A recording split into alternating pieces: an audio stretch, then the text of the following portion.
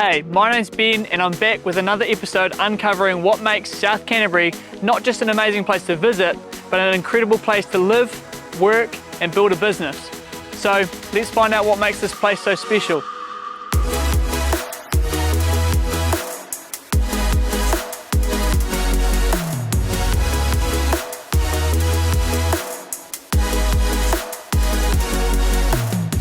From thriving local businesses to hidden community gems, I'm sitting down with the people who make this region tick. Entrepreneurs, creatives, and everyday legends who call South Canterbury home.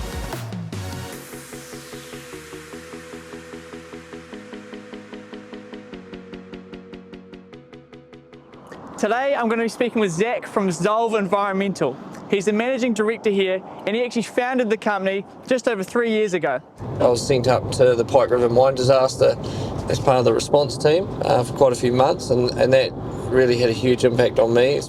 Empathy is a big one for me. I think being able to see things from other people's perspective, I think is really important. It takes a village to raise a family, as they say, and we've very much got that with Timber in South Canterbury. There he is. Good to see you, mate. Yeah, good to see you too. What's happening? Oh, not too much. Just ready to do an interview with you about your company. Too good of a day on a Friday to be in the office. You want to head out in the field? Yeah. Jump in the truck, head up the basin for the day? Sounds like a plan. Beauty. Let's go.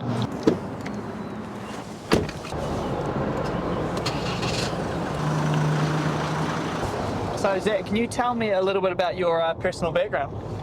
Yeah, mate. Born and bred West Coaster. So I grew up in a small town, Hokitika. So I lived there to about my mid-20s, apart from a bit of a stint over in the UK for a couple of years. Married, 3 kids, 3 boys, aged 14, 13 and 11. And yeah, now residing in Timaru. So born and bred in the West Coast. You got any siblings? No, only child. Can't say I'm spoiled, but yeah, no, only child, and grew up with my old lady who's still on the coast there. My wife's from the West Coast as well. She's from Hokitika. Yeah, was a bit of a rat bag back at school, so hence the move to the UK out of high school, and then started my career as an arborist over there. Were there any key moments in your life that kind of shaped you into the person that you are today? Yeah, I think having kids young had a massive impact on me. I had to do some growing up pretty quick. Also, when I'd moved back from the UK, I was working for the Department of Conservation, and I was sent up to the Pike River mine disaster as part of the response team for quite a few months, and that really had a huge impact on me, especially in my working career. And after moving over to Timaru, I think the other probably most impactful moment would be about 2015. I think we'd been here about 6 months. I had quite a serious accident at work, and I was out of work for about a year with some pretty significant head trauma, fractured skulls, etc. So that quite a lot of adversity to overcome there, which I think is had a massive impact on my life going forward. Not just in a negative way though. I think it's triggered a lot of growth and how to overcome challenges through that. So yeah, I think those are sort of some key moments. What, if you don't mind talking about it, what happened with that accident? Yeah, I fractured my skull and broke sternums and ribs and a whole lot of head trauma injuries that are related to that. So yeah, out of work for about a year. But adversity, my view is adversity is a privilege. There's a whole lot of opportunity with adversity if you can overcome it through personal growth and development. So I sort of tried to take it on as a bit of a challenge more so than a threat, and I definitely think I'm not sure if I'd be in the position I am today and would have started and established Zolve Environmental if I hadn't gone through that adversity. So yeah, look, there's opportunity in everything, especially around that, when you've got the most challenging times. Sounds like you've been through a lot, despite the fact that you're, obviously not that old yet. I feel old, mate. So what are the key values that you live your life by? Empathy is a big one for me. I think, being able to see things from other people's perspective, I think is really important. I try both in personal life and professional life. I think being quite, non-judgmental. We don't, no one knows what other people are going through, or, we all have a story and we all have our challenges. So, I think not judging a book by its cover is really important to me. And, basically, if you're a good bugger and enjoy a laugh, then, I'd happily sit down and have a coffee or a beer with you. Life's it's not all serious, eh? We've got to be able to have a bit of fun, a bit of a laugh along the journey. Life can be pretty short, so whether it's at work or at personal life, I'm always keen to have a yarn and a bit of a laugh and just enjoy it. I'm quite big on workplace culture, and I think it's critically important to have a business or a workplace with a strong identity and a strong culture, and put people first and people at the centre of the decision making. So you've had a few jobs throughout your time since you left high school, one of which was as an arborist in the UK. Yep. A lot of those moves kind of seem like you've kind of gone up different stepping stones across different businesses. Was that intentional, or did you just take opportunities as they came up? Oh, a bit of both. I think, like I said, having kids turn up, what a pleasant surprise that was at 21 years old. Forced me to start to think about my career moves and things like that. But, I went from, I was working as an arborist and then for the Department of Conservation, and through our work at the Pike River Recovery and probably a bit of gift of the gab, I managed to get a job in the mining industry with Solid Energy, so over at the Spring Creek underground mine.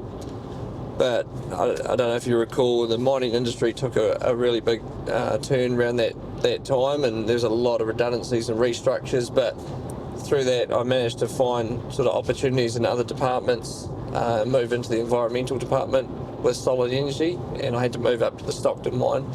But I wasn't intentionally looking to climb the ladder. I think it was just looking for the next challenge for me, and just sort of pushing myself into for growth and those sort of areas. And the mining industry was on a hiding to nothing back then, so eventually an opportunity came up in Timaru, and that's why we moved over here. That was about 11 years ago. So that was with Alpine Energy, looking after the sort of vegetation clearance teams and the vegetation maintenance program. Mm-hmm. So do you think those past roles that you've done between starting Zolve Environmental and when you first started working have all prepared you for what you do at Zolve? Probably most importantly, my last role before starting Zolve at Port Blakeney Forestry was massive for me, and I hold that team in very high regard. The way they conduct their business, and the support they showed me, and they took a chance on me. I applied for that role, and I didn't actually get past the recruiting stage. I got the thank you, no thank you email from the recruiter, and fortunately enough, some of the guys picked up my CV through the shortlisting and said throw them in the ring. So the values and the way they approach business, I've tried to adopt, and I still have a very good working relationship. They're still one of our main clients, and I took a lot from that role, and be forever grateful for that role. And the rest of my other employment, there's been benefits and things I've learned along the way, no doubt. So earlier you mentioned that you moved to the UK to do some work there as an arborist. Where in the UK were you? Predominantly Ireland, a town called Mullingar, just inland of Dublin, and then a bit of time over in Galway as well. So what was that like, moving across the world? It was an eye-opener. As I mentioned, I was a bit of a rat bag at school. I didn't struggle with the work, but I was a little bit cheeky, so it was time to do a bit of growing up, and headed over there to try and figure out what I wanted to do, and sort of fell into arborist work. And the Irish are great people. I really enjoyed my time there. I sort of thought I'd stay there. I only came back after a couple of years for a holiday, but the global financial crisis hit, and Ireland was in a pretty bad state, so I never headed back.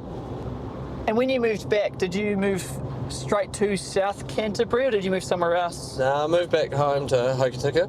So I was on the west coast for a few years and did a bit more travelling just around the country, but yeah, predominantly on the west coast, and then moved to Timaru about 11 years ago.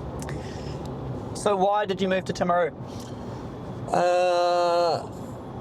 It's time for a change. I think, again, there's an opportunity, employment opportunity with Alpine Energy came up, and I was currently working in the mines for solar energy, which was, sort of almost being mothballed, which it is now. So, I had to do something different. And yeah, it was just time for a change for the family and employment-wise. So you reckon that you'll settle in South Canterbury for a long time now that you've got a business here? Yeah, more so for the kids, I think. We operate all over the South Island, well, New Zealand actually, and as far as the Chatham Islands, but South Canterbury is a great central place for running the business, but equally, it's been fantastic for raising a family, and the boys are pretty settled here and loving their schooling and their sports, and got a good, they've got a better social life than me these days. So we're definitely going to be sticking around for quite some time. Now, in the car trip on the way here, we talked a little bit about your business, but my first question about it is, why did you decide to start it? Yeah, I get that question quite a lot actually. I was before starting Zolve, I had a fantastic job, a really secure and well-paying job, and it was in the middle of COVID, obviously. So, to jump in the deep end and start a business was a lot of risk, and my wife was actually she left work to study to be a midwife at the same time. So we were all in, and I think what probably pushed me to start my business was I love a challenge, and going back to sort of 2015 when I had an accident at work and sort of got told I'd be lucky to work again, and those sort of things. It was a pretty challenging year for us. We had some losses in the family as well, so that sort of started the fire, or fueled the fire to try and do something on my own and push myself. And it took a few years to get there, obviously, but I just felt the timing was right, and just got stuck into it. And I was very open and honest with my employer at the time, Port Blakely, and they were really, really supportive. When I finally made the leap and resigned, they handed me an envelope with my first contract. And I still work for them to this day. Very grateful for that opportunity and the help that they gave me to get going. That's probably what sort of pushed me to go out and have a crack on my own. Tell me a little bit about what Zolve actually does. Good question. I suppose to summarise, we're health, safety, environmental consultants, but I'm not a big fan of the word consultant myself. I sort of view us more as enablers. We work on a wide range of environmental projects, right from consenting, strategy, regulation stuff to project management, design and delivery. So probably one of our key projects is the Wilding Pine. We project manage the Wilding Pine program in the Canterbury region, have for a number of years, and have just secured that contract for the next 4 years. So just behind me here, obviously we're in the Mackenzie Basin, which is sort of the ground zero for a lot of our work. But that's a huge part of our business. But we're also very active in the forest industry still. So, we're working on pest plants, pest animal programs and problems, threatened species protection programs, wetland restoration stuff, and also pretty much any sort of large-scale land use that's going on, such as like the solar farm developments, helping out with environmental impact assessments and things like that. So then we have another sort of branch of our business which is more health and safety focused, anything from designing health and safety management systems, auditing, preparing companies for certification audits, whether it be environmental or health and safety.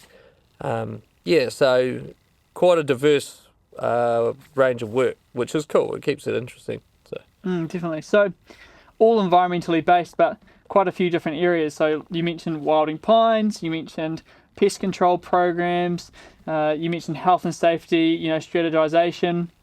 I mean, that's a lot of areas, and they're quite broad, so it's really cool that you're able to provide those services to so many different companies.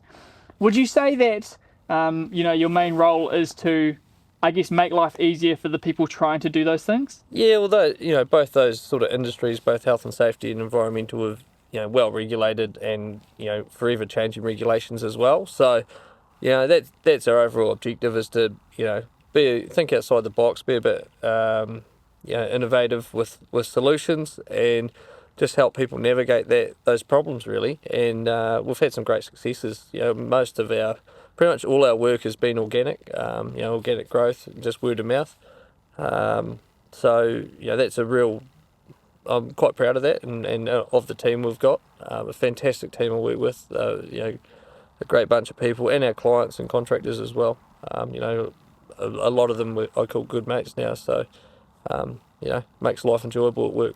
Yeah, definitely. Now, just over 3.5 years you've been building this company. Yep. Must have had some significant challenges and also maybe some, great success stories. Do you want to share maybe some of your greatest successes and some of the greatest challenges you've had? Yeah, I think success-wise, we've had rapid growth in 3.5 years. It's been a bit of a whirlwind. I sort of thought I'd be out on my own consulting for a couple of years and then see what happens. But I think I hired my first employee after about 6 or 7 weeks.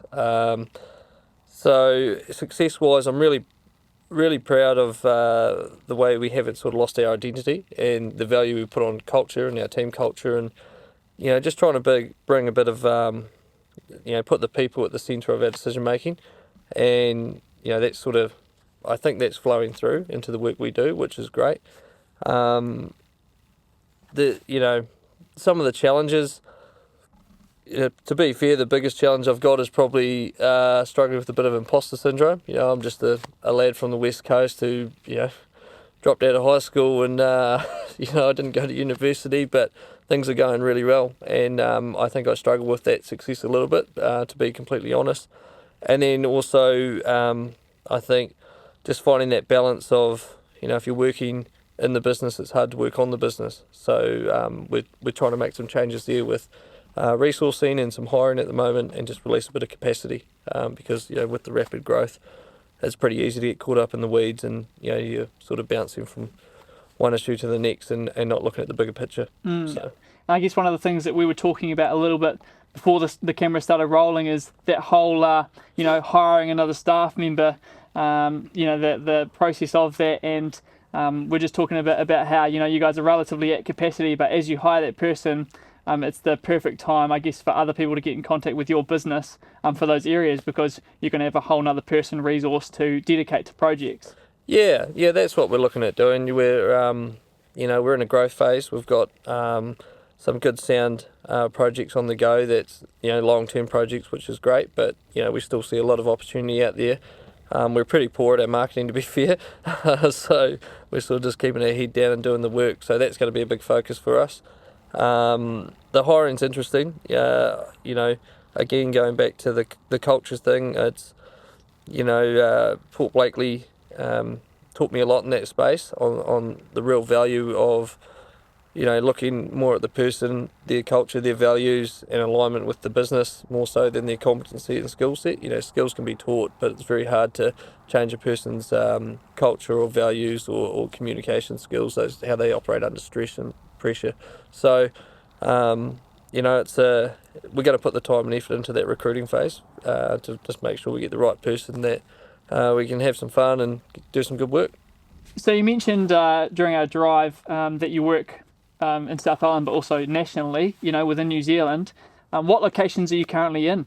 So pretty much right across the South Island at the moment.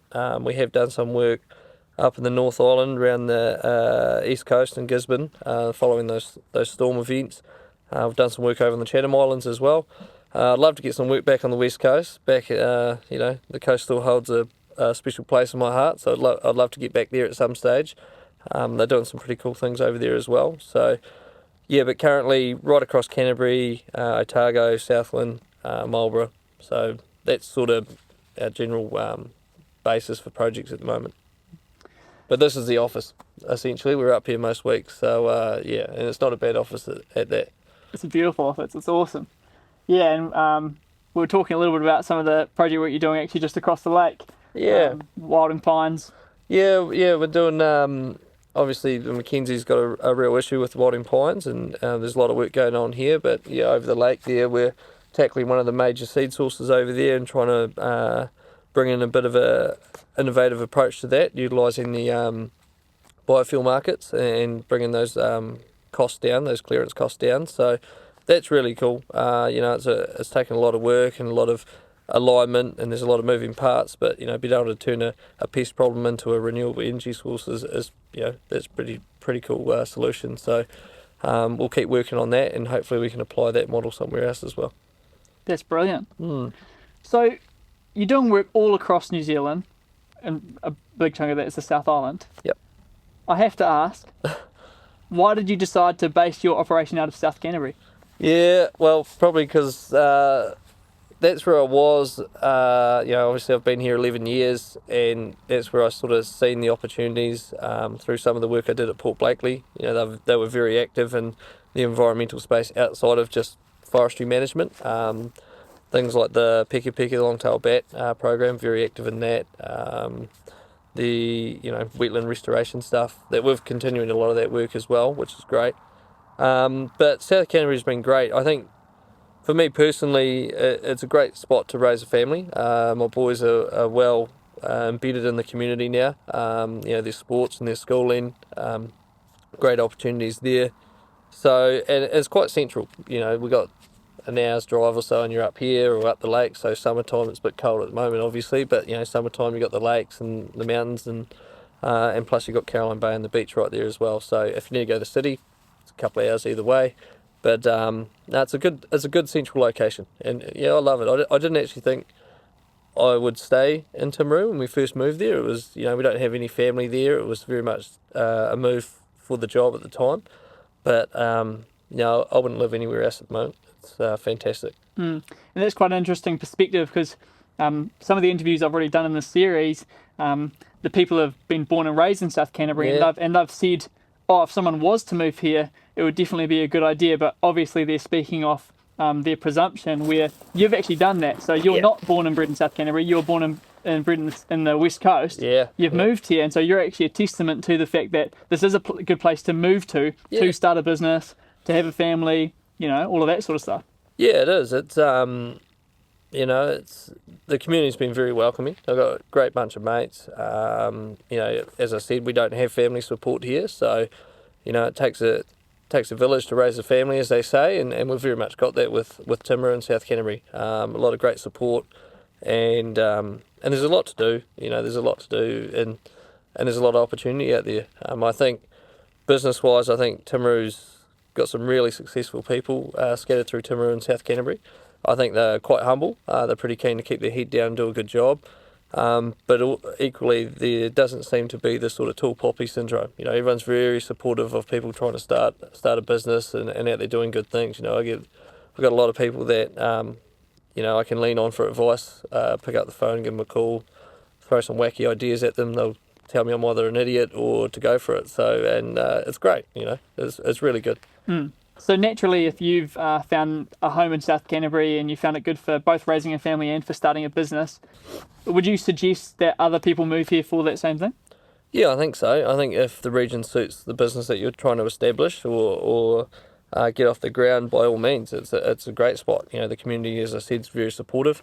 Family-wise, it's fantastic. It's not too big, not too small. Everything you need's here, but it's safe. It's I couldn't fault it. So what would your vision be for the future of South Canterbury? Oh, good question. I'd like to see Timaru itself get a bit of a, refresh, I suppose, the central town there. There's a lot of talk about it. I think the Bay Hill and Caroline Bay itself are underutilised. So that would be fantastic. I'd love to see them sort of tap into a bit more of the I'm probably biased here, but the environmental opportunities there. I think ecotourism's really taking off. It's clear people, that's why people are visiting New Zealand, and I think we're missing a bit of a trick there. Mackenzie's obviously a very special place up here, and it gets a lot of traffic, but there's a lot more opportunities to be had as well, I think. So yeah, that's probably some of the things I'd like to see happen in the South Canterbury region, and I think it's sort of heading that way as well. So, someone's watching this interview, they're thinking, oh, maybe I'll give South Canterbury a visit, or maybe I'll consider moving there or starting a business here. What would you say to them? Yeah, I'd say give it a crack. I think it's probably do your research, spend a bit of time in the region, have a chat to the locals. You know, they're pretty welcoming.